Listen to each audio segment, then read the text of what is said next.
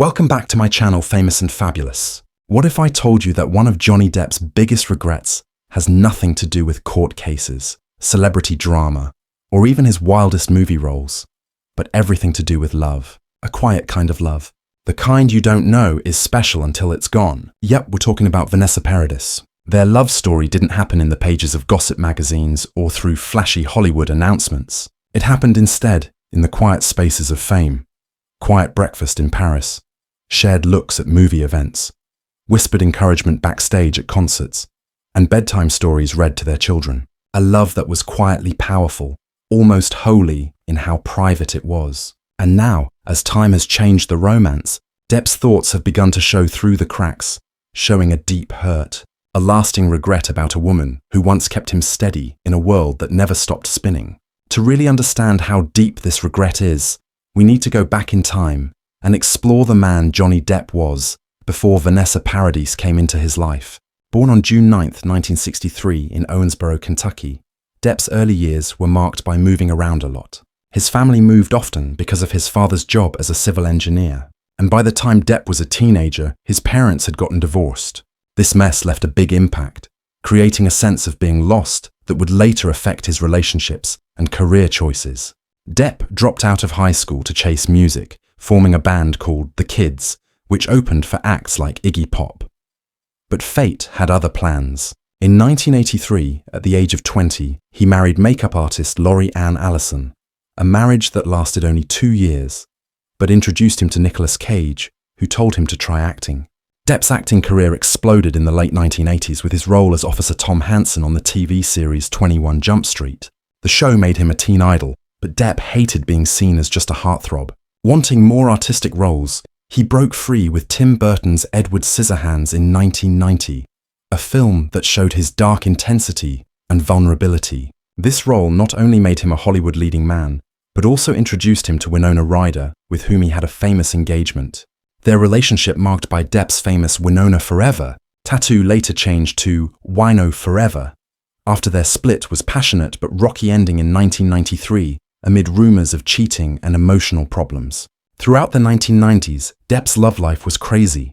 He dated supermodel Kate Moss from 1994 to 1998, a pairing that showed the era's rock and roll excess.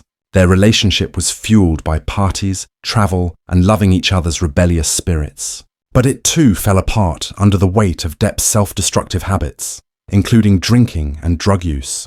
Depp has spoken honestly about this time, admitting in interviews that he felt like a lost cause, drifting in a sea of fame temptations. In a 2010 Reuters interview, he thought back on his pre-Paradise days. "I was pretty much a lost cause at that time.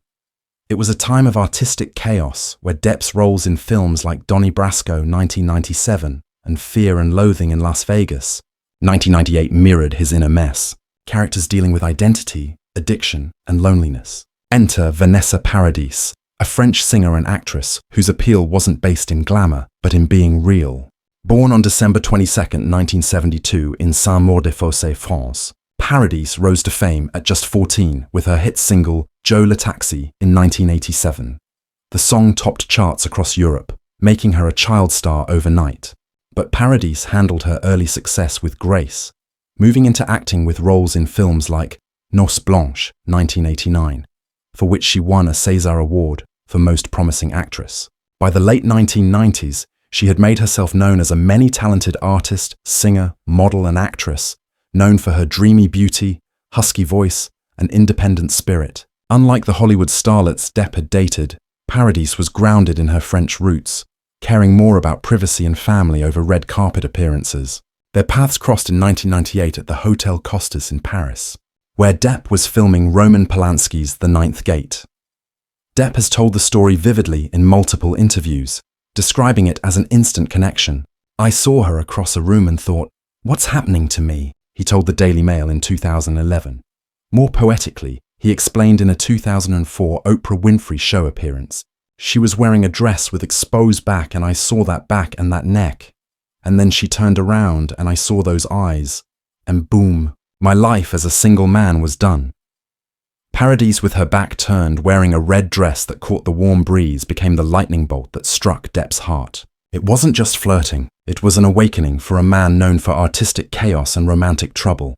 Previous relationships hurt by breakups, tabloid scandals, and his own admissions of being emotionally unavailable.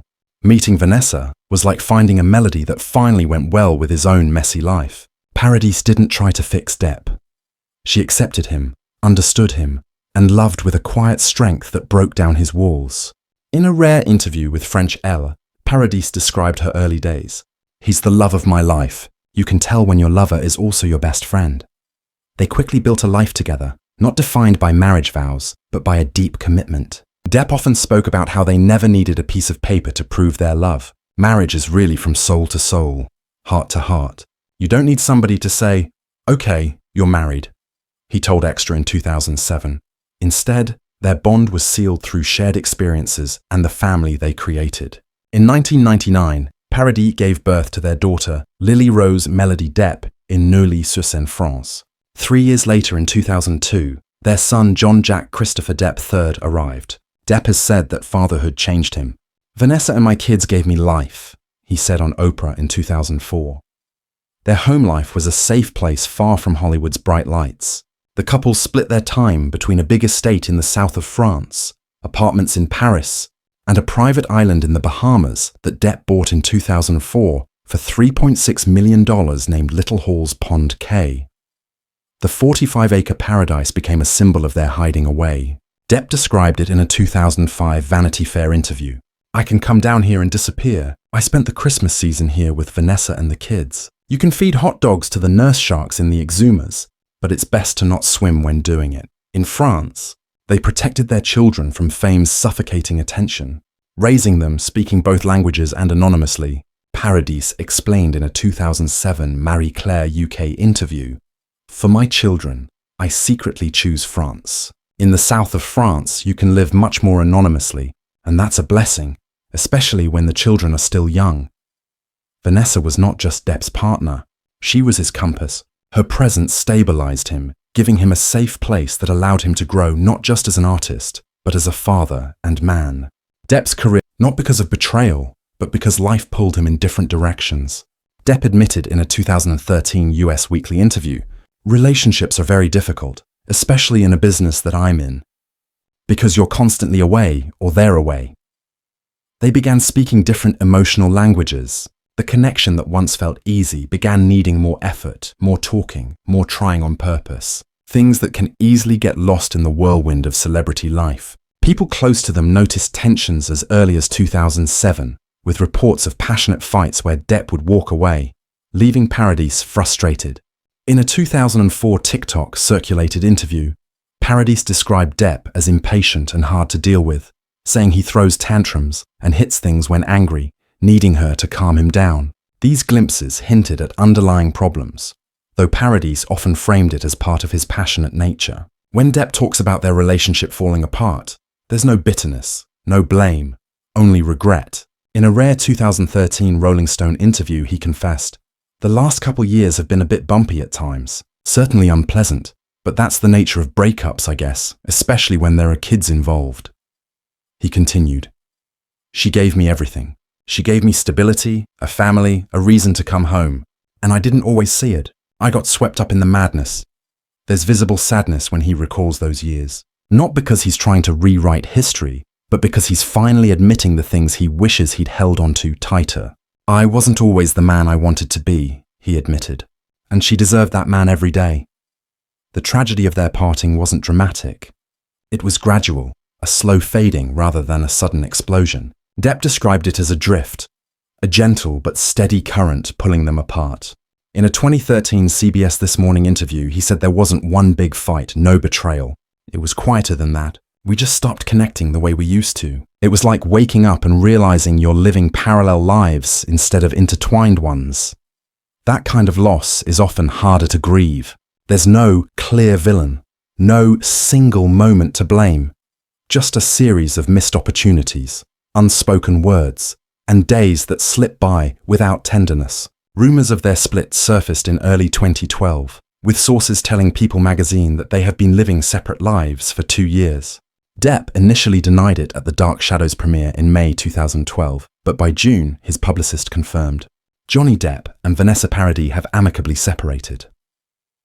Despite their separation, Vanessa never publicly said bad things about him. Quite the opposite. When Depp was later caught up in lawsuits and legal battles with Amber Heard that got the world's attention, Paradis submitted a statement on his behalf in 2020 for his UK libel trial against The Sun.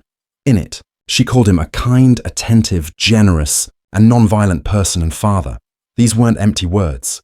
They were the testimony of someone who had known him in his most private and unguarded moments. Through all these years, I've known Johnny to be a kind, attentive, generous, and non-violent person and father, she wrote.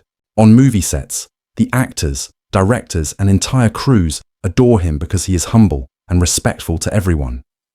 She defended him not because she had to, but because she knew his heart. Her loyalty stood in stark contrast to the hate swirling around his name in the media, and that perhaps speaks volumes about the bond they shared, even in separation. What strikes you when hearing Johnny talk about Vanessa isn't just nostalgia, it's remorse. Deep, unshakable remorse. He knows that he lost something real, something grounding. "She was my anchor," he said in a 2013 interview, "and I let go of the rope." That admission doesn't come easy for someone who spent most of his life being larger than life, in a world where egos are often inflated and apologies are rare. Depp's vulnerability is disarming. There's an almost universal relatability to his regret. Haven't we all at some point taken someone for granted? Haven't we all assumed that love will be patient with our absences, forgiving of our emotional laziness, and strong through our chaos? But love isn't just something you feel. It's something you do, and when you stop doing it, it stops being. Johnny learned that the hard way. He admitted, "I thought it would always be there, that no matter how far I drifted, she'd still be there waiting." But that's not fair to anyone. To dig deeper into this remorse, consider the psychological reasons behind such regrets. Relationship experts often discuss the concept of emotional drift where couples, especially those in high-stress environments like celebrity life, gradually disconnect without a big dramatic event. Dr. John Gottman, a famous psychologist, identifies turning away from bids for connection. Small moments like a shared glance or a bedtime story as predictors of relationship failure. Depp's career, with its relentless travel and public pressures, likely made these turnaways worse. In hindsight, Depp has thought about his internal demons, including substance abuse, which he credits Paradis with helping him navigate. In a 2023 Fandom Wire article, he expressed gratitude. "I was pretty much a lost cause at that time. Vanessa pulled me back from the brink." Vanessa, for her part, has moved on with grace. After their split, she continued her music and acting career in France, releasing albums like Love Songs in 2013, which some guessed drew from their breakup, though she denied it. "I would never do an album as a journal." She's kept the same dignified silence about her personal life, never using their relationship for publicity or cashing in on the fame. In a 2014 Independent interview, she juggled transatlantic parenting with Depp, emphasizing their children's well-being. That dignity only seems to make Johnny's regret more painful. "She never asked for the spotlight," he said. "She just wanted a good life, and I complicated that." When asked in an interview what he would say to Vanessa now, after all the years, after all the trials and triumphs, Johnny's voice reportedly grew quiet. He paused, and then with a soft tremble he said, "Thank you for loving the version of me I didn't even like." That kind of gratitude, raw and thoughtful, comes from someone who has finally come to terms with what they lost. Not because it was taken, but because they didn't hold it close enough. While this exact quote hasn't been directly sourced in every interview, it captures the feeling Depp has expressed repeatedly, such as in a 2013 US Weekly piece where he acknowledged the pain of their split. The story of Johnny Depp and Vanessa Paradis doesn't follow the path of a typical Hollywood love affair filled with tabloid chaos or explosive betrayals. Instead, it's a far more tender and relatable story, one rooted in quiet devotion, subtle erosion, and the ache of realizing too late that something precious has slipped away. It speaks not only to celebrity lives, but to something universally human. Theirs was not a love lost in flames, but in distance and the